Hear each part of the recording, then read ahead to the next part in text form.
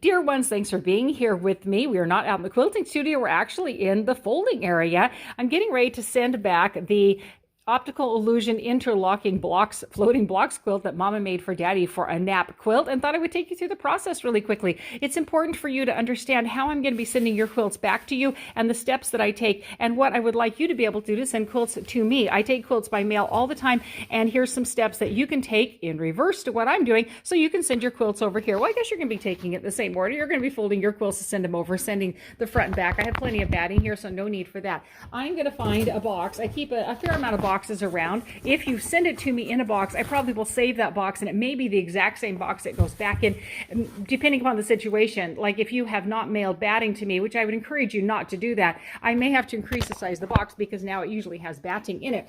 But I have plenty of batting here, so there's no need for that. I am going to be folding your quilt so that it fits as best in the box as possible. I will be determining a box which fits your quilt as best as it can. Now, I always put the quilt into a plastic bag, and I'm going to suggest that you always do the same. You just never know what's going to happen with the weather, what's going to happen with the boxes, what's going to happen with the service that sends it over here.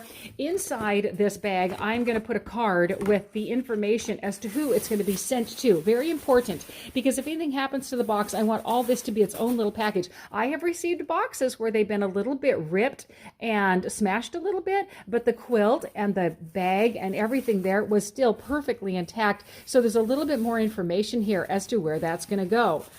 There is leftover fabric because I did do the trimming on this quilt. I would always suggest you consider me doing the trimming. If you say, I don't want to have the scraps back, I don't want the weight of it in there, just keep them, just toss them, just use them, whatever, then that's fine. But otherwise, your scraps will go back to you that are, if any significant size, of course. If it's too tiny, then that'll go into the scrap bag. But otherwise, all that's going to be together in its little bundle with the information in it.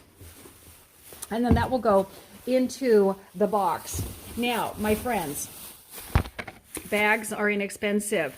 A box is inexpensive.